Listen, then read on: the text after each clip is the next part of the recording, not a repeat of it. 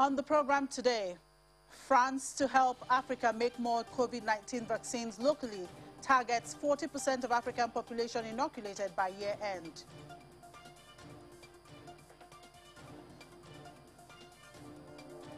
South Africa races to halt third COVID wave as its economic outlook improves.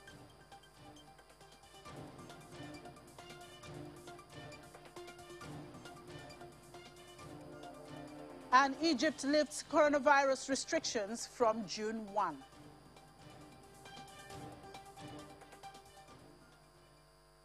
Thank you for joining us on Business Incorporated. I'm Chimezie Obi Iwagu. Let's get the show started with the market numbers. And kicking off here on the African continent, markets we track were all in the green at intraday, with South Africa's JSE index leading the pack. The JSE index was up 0.82%, while the Nigerian index was up 0.37%. In Egypt, the EGX 30 was up 0.32%. Kenya closed up 2.22% on Friday.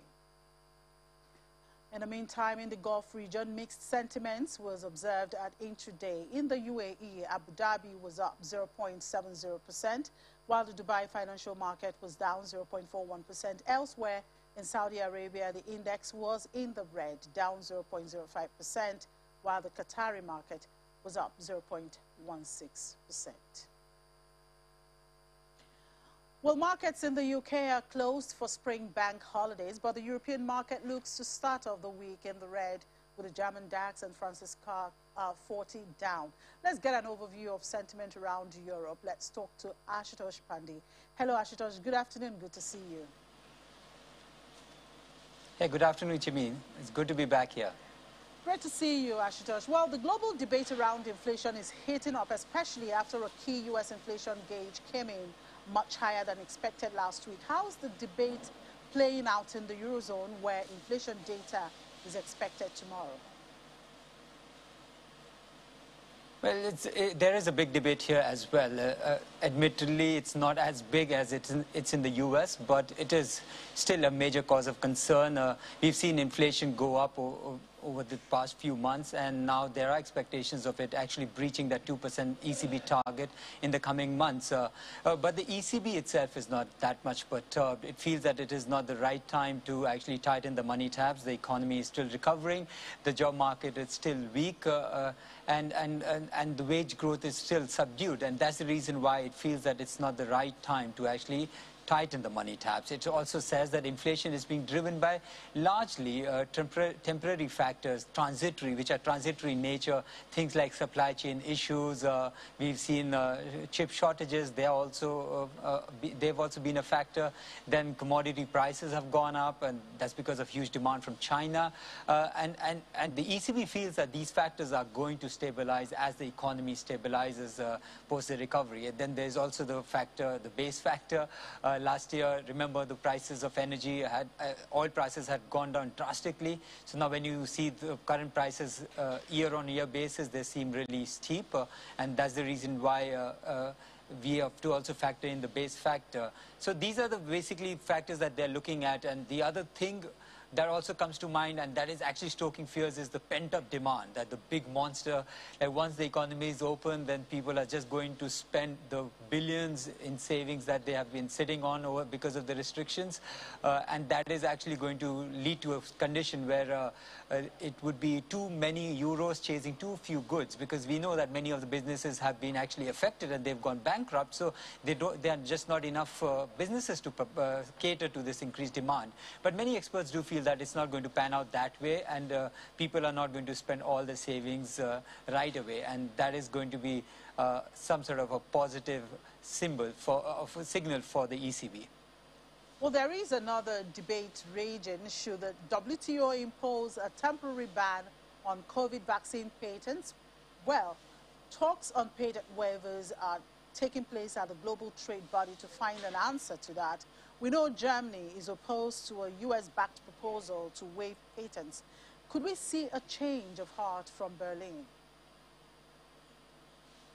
Well, we can just go by what the German health minister Jens Spahn had to tell us. He told us that he is not in favor of patent waivers. He's more interested in these voluntary licensing agreements, the kind we see with AstraZeneca and the Serum Institute in India, or Johnson & Johnson and Aspen Pharmacare in South Africa. He says that's the better approach and it is more effective also, as in that case, for the vaccine makers actually shares not only the know-how but also the technology and also personnel. So that is actually going to speed up supplies.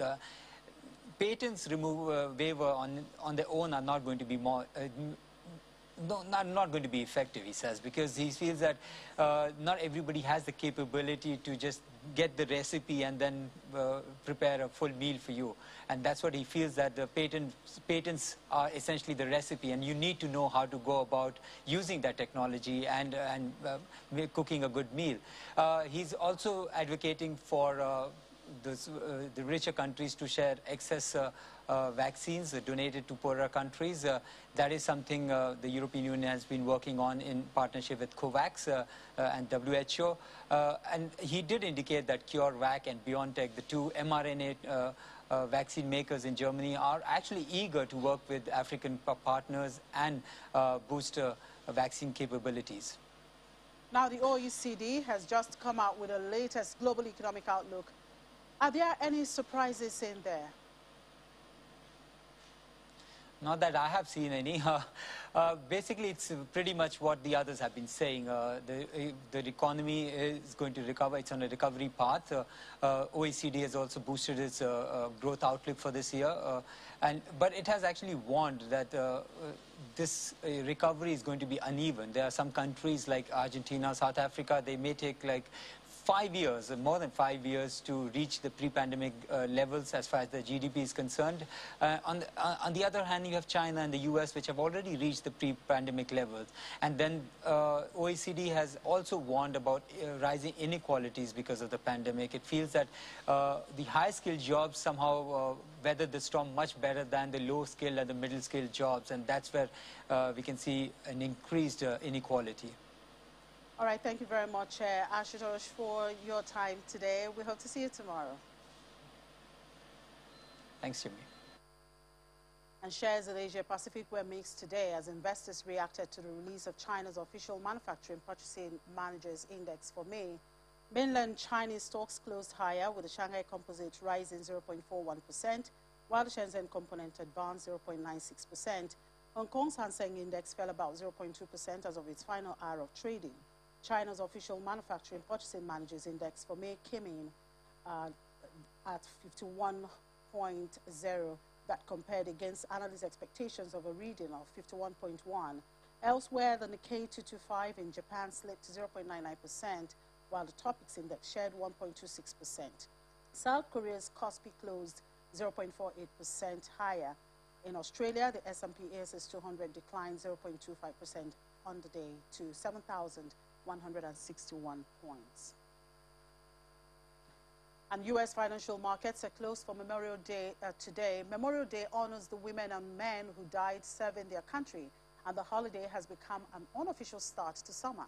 This year, investors will be hoping that the holiday also commemorates a recovery that is gathering steam from a COVID-19 pandemic that ravaged much of the globe. All eyes are on the non-farm payroll report this week.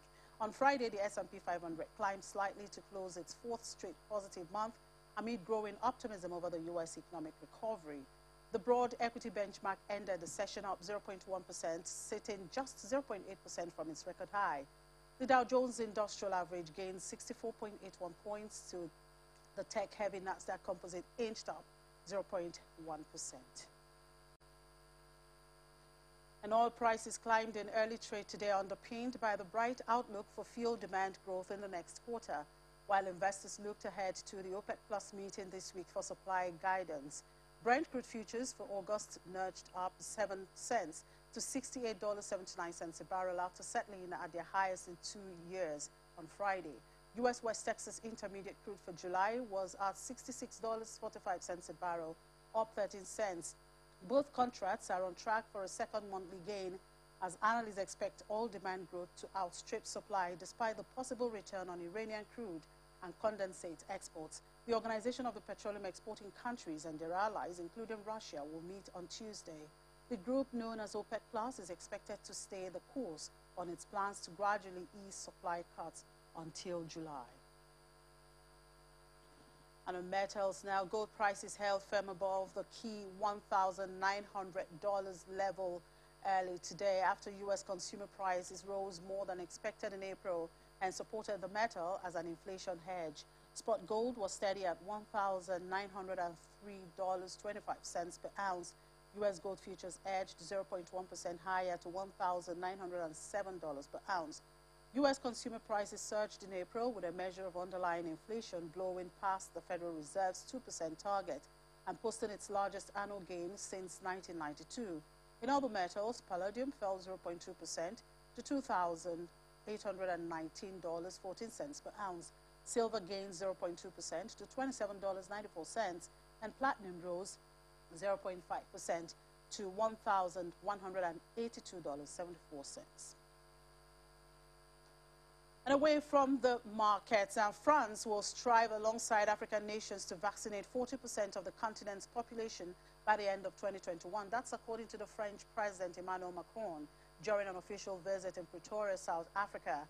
He reiterated support for waiving intellectual property rights for COVID-19 vaccines, a move also supported by the United States but opposed by Germany. But he said that more importantly, the new technologies needed to produce vaccines should be shared among countries. As long as we haven't vaccinated everywhere, we are exposed to a risk, because that means that the epidemic could continue to spread among the most impoverished, that mutations could arise and then come back up.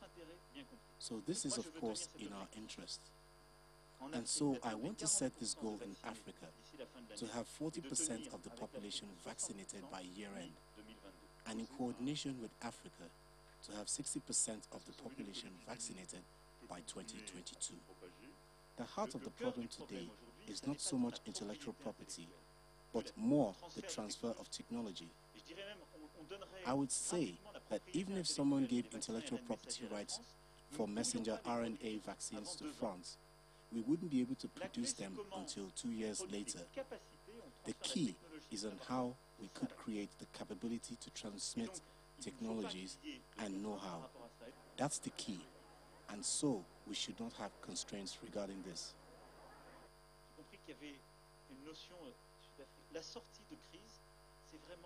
In the meantime, South African economic activities has rebounded quicker than expected in recent months, and the rand is the strongest performing emerging market currency this year. But the country is racing to roll out COVID-19 vaccines as a third wave looms. In its financial stability review, the South African Reserve Bank said the economy was continuing to rebound from a 2020 recession that saw gross domestic product contract by 7%, its steepest decline for over a century. Positive data releases, an uptick in global economic activity, robust international trade, elevated commodity prices, and improved mobility led NKC African Economics to upgrade its first quarter GDP forecast to a 1.4% quarterly expansion, up from a previous forecast of a 3.3% contraction. NKC analysts now expect South Africa's GDP to grow by 3.1% in 2021. The major ratings agencies have all reaffirmed their ratings for South Africa over the past week, but Fitch noted that although the fiscal accounts surprised to the upside on both the fourth quarter of 2020 and the first quarter of 2021, the country still faces substantial risks to debt stabilization. Meanwhile, the government has extended its nightly curfew and limited the number of people gathering to slow the spread of COVID-19 as positive cases surge. We take a break now. When we come back, we look at Ghana's state of economy as well as other developments around other African countries. So stay with us.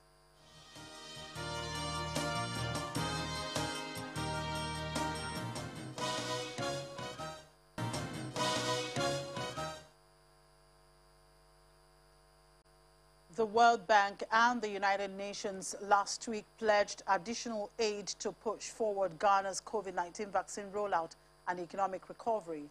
The World Bank is prepared to finance more than $200 million for existing pandemic relief programs in Ghana. The bank has so far supported Ghana with a total of $235.8 million in COVID-19 epidemic prevention and control, and has just approved a $100 million project for social protection, educational support, and skills development through the ongoing programs. For more on Ghana's state of economy, Alabi John Kennedy, managing partner at Bespoke Business Consulting in Accra, joins us now. Good morning. Thank you very much, Alabi, for joining us on the show today. Good morning. Thank you very much for having me. Good afternoon, actually.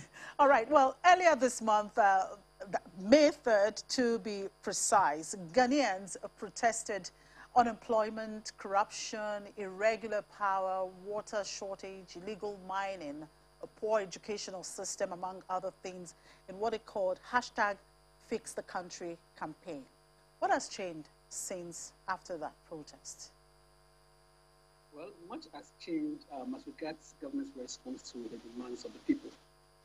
During the heat of the moment, the Minister of Finance came and had a sit-down meeting with key stakeholders to have a certain discussion regarding the state of the economy. And he explained to them that we are in hard times.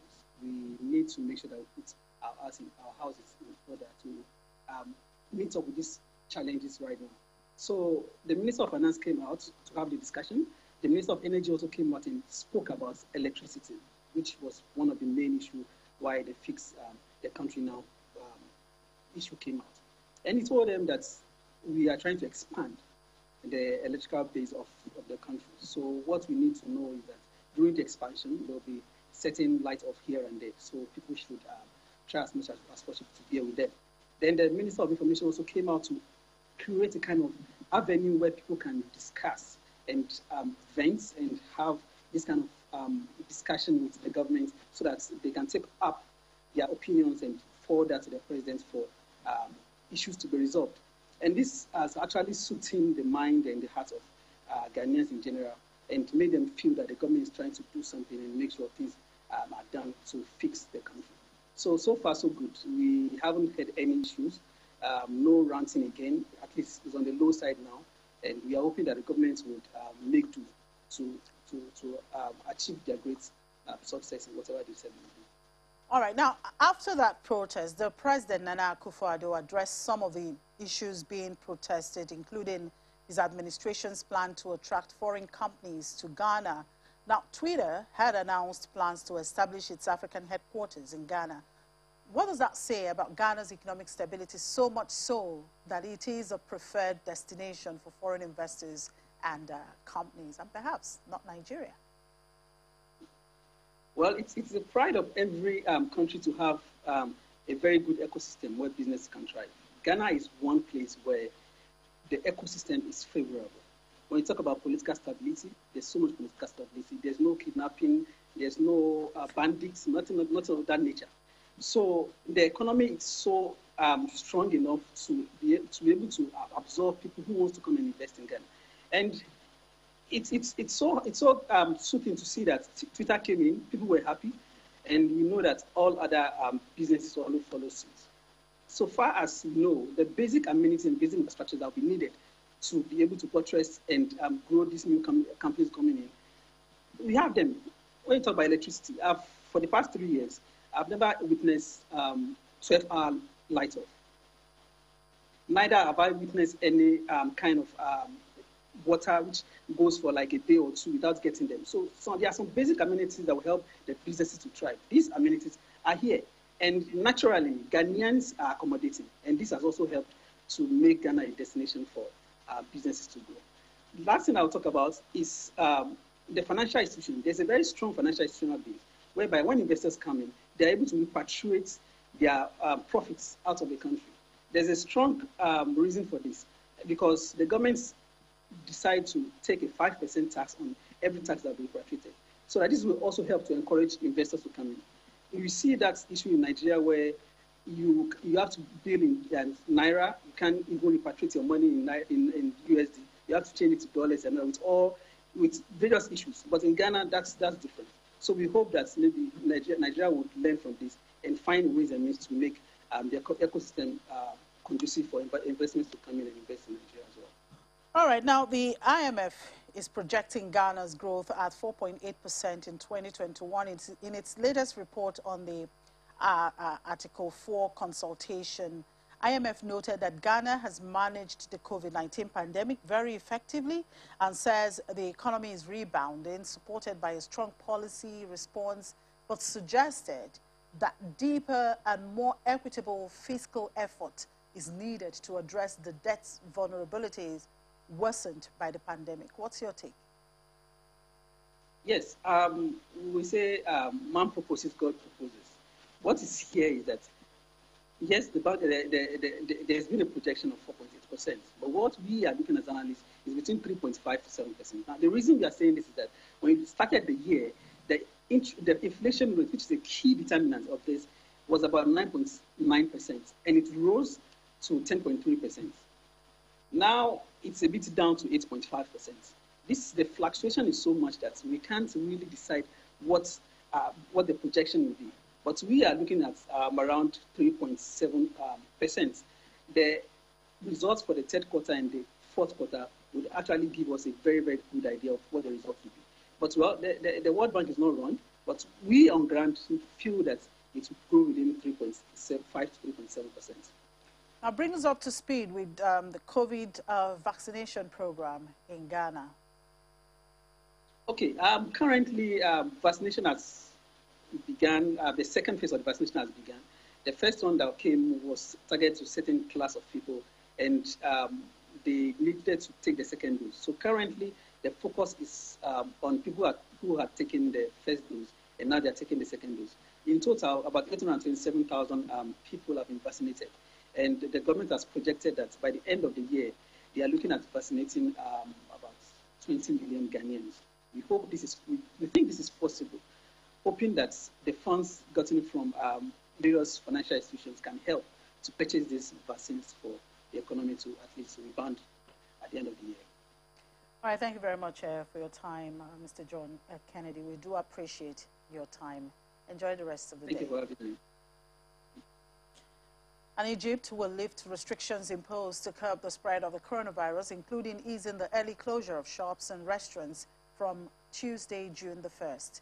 Since May 6, stores, malls and restaurants had to close by 9 p.m. after a rise in infections. Egypt imposed strict measures at the start of the pandemic, closing its airspace and setting nightly curfews to combat the spread of the virus, but it has remained largely open since June 2020. As part of its efforts to save the tourism sector, it completed vaccinating workers in all hotels in southern Sinai and Red Sea provinces and plans to vaccinate all residents of the two resorts of Hurghada and Sharm el-Sheikh. Tourism revenue, an important source of foreign currency for Egypt, plunged by 70% in 2020 due to the coronavirus pandemic. Tourism usually accounts for up to 15% of gross domestic product. Egypt is optimistic about welcoming more visitors this year, with numbers increasing steadily since January to around 500,000 tourists a month. And with that, we draw the curtain on today's edition of the program. Thank you for watching. I'm Chimeze Obi Iwago.